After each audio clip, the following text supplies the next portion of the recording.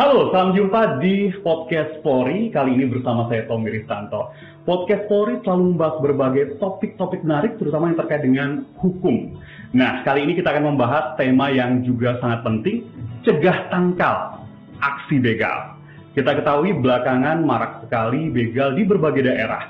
Ada begal kendaraan bermotor, ya, ada begal barang-barang berharga, bahkan yang terbaru dan juga menyita perhatian kita, ada begal yang kemudian menjadi seorang tersangka. Nah, kita akan membahas ini secara mendalam dengan dua narasumber yang sangat kompeten. Yang pertama adalah Bapak Komjen Pol Dr. Andes Arief Sulistianto, Kepala Badan Pemeliharaan Keamanan atau Kabaharkam Polri. Selamat datang, Pak Arief. Assalamualaikum, Tommy. Waalaikumsalam warahmatullahi wabarakatuh. Salam presisi dulu, Pak. Salam presisi. Sehat ya, Pak ya? Sehat, alhamdulillah. Amin. Yang kedua, kita juga kedatangan sosok ahli hukum dari Universitas Trisakti, Dr. Effendi Saragih, SHMH. Selamat siang, selamat datang di Polri. Mas Tommy ini ya. Baik, kita akan membahas tema yang akhir-akhir ini menyita perhatian. Banyak sekali yang penasaran kenapa kemudian, ya Pak ya, seorang yang membela diri itu kemudian menjadi tersangka. Ini terjadi di Nusa Tenggara Barat. Pastinya kita ingin minta penjelasan dari Pak Kabaharkam.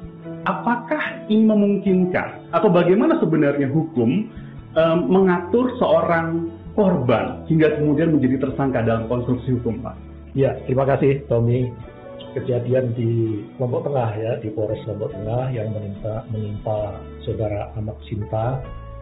Ini menjadi pelajaran bagi kita semuanya, bagi kepolisian, bagi masyarakat, dan khususnya bagi masyarakat Lombok dan kepolisian Lombok Tengah itu sendiri.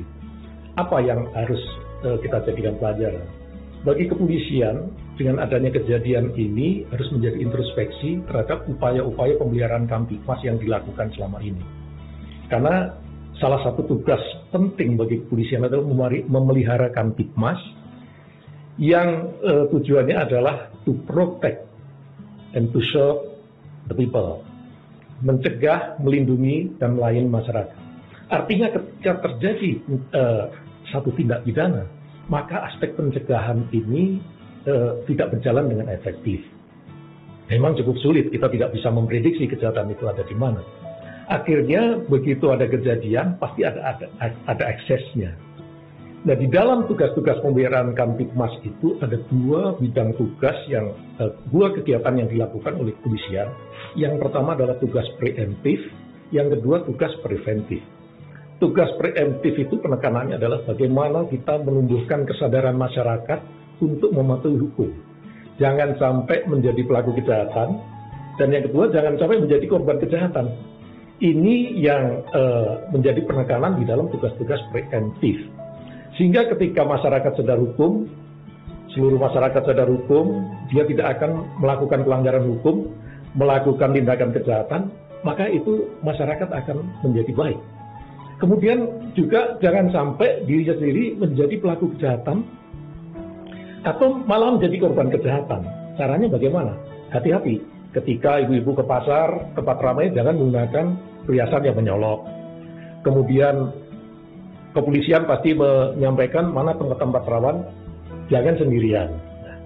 Ketika dalam keadaan terpaksa seperti ini, maka yang harus dilakukan adalah bagaimana menjaga dia jangan sampai menjadi korban, apalagi sampai meninggal dunia. Tentu setiap warga negara mempunyai kewajiban, mempunyai hak juga untuk melindungi dirinya. Jangan sampai menjadi korban kejahatan seperti yang terjadi di Lombok ini. Dia dirampas barangnya. Ya, bahasa yang populer sekarang dibegal. Dia diserang. Karena diserang dia harus mempertahankan jiwanya. Dia melakukan perlawanan. Akhirnya terjadi tindakan seperti ini. Nah, memang dia telah menghilangkan nyawa orang lain. Tetapi ada aturan hukum yang mengatakan bahwa itu pembelaan terpaksa. Sehingga kalau ini tidak dipahami oleh mangku kepentingan di sana, akan terjadi kontraproduktif dengan tugas-tugas preemptif dan preventif tadi. Apa dampaknya? Sekarang kan muncul di TikTok, di media sosial, wah kalau ada begal, kita serahkan aja barangnya daripada jadi tersangka. Ini kan akhirnya menjadi guyonan, dan yang bahaya malah menegasikan keberhasilan Timmas, keberhasilan tugas preemptif untuk menumbuhkan kesadaran masyarakat itu tadi. Akhirnya nanti masyarakat akan apatis terhadap lingkungannya. Dia tidak mau berpartisipasi, padahal ini yang selama ini terus kami gaungkan. Ayo, mari kita sadar hukum, kemudian mari jangan sampai kita menjadi korban kejahatan. Nah, inilah pelajaran yang bisa kita ambil, dan terima kasih diberikan kesempatan di dalam dialog podcast hari ini. Baik, terima kasih penjelasannya luar biasa komprehensif gitu. Tadi yang perlu digarisbawahi adalah adanya pembelaan terpaksa, gitu ya. Nanti akan kita bahas lebih lanjut. Nah, Pak Effendi, kita juga ingin tahu sebenarnya dalam konstruksi hukum positif di Indonesia, ini kita review sendiri lagi ya Pak ya. Ada seorang korban begal, terus kemudian ya berusaha mempertahankan diri, bela diri berarti ya Pak ya, dan kemudian ternyata begalnya justru yang meninggal dunia, jadi tersangka. Nah, itu aturan hukumnya seperti apa Pak? Boleh tolong dijelaskan? Ya, terima kasih Mas Tony. Kalau kita bicara normanya, aturan hukum sebagaimana sudah disampaikan oleh Pak Jenderal tadi, ada aturannya semua untuk tentang itu, ya. Jadi kalau kita bicara tadi soal pembelaan diri atau pembelaan terpaksa atau pembelaan darurat, apapun namanya, ya, itu adalah merupakan hak dari setiap warga negara untuk mempertahankan dirinya, mempertahankan kehormatannya dalam arti sempit ya, kehormatan di sini dalam arti khusus kepentingan seksual ya, dan mempertahankan harta bendanya. Bukan hanya harta bendanya atau jiwanya, juga mempertahankan harta benda orang lain dan jiwa orang lain dan kehormatan orang lain. Itu menjadi hak, bahkan kewajiban bagi orang-orang tersebut. Ya.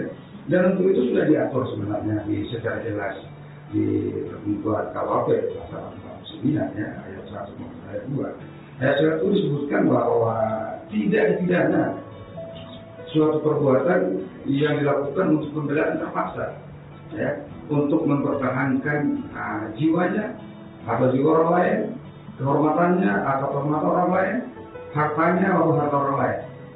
Apabila perbuatan itu benar-benar secara langsung menyerang dirinya dan kehormatannya.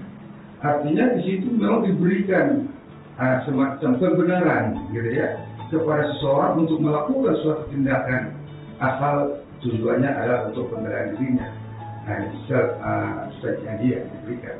Lalu dalam keadaan seperti itu, apakah Polres misalnya saat kejadian ini misalnya dia akan bisa menegakkan seolah-olah keliru, menetapkan yang pelaku menghilangkan nyawa orang lain yang tadinya dia adalah korban begal, yang katakan sekarang istilahnya sudah melakukan pembelaan diri sebagai tersangka? Tidak, sebenarnya ini salah.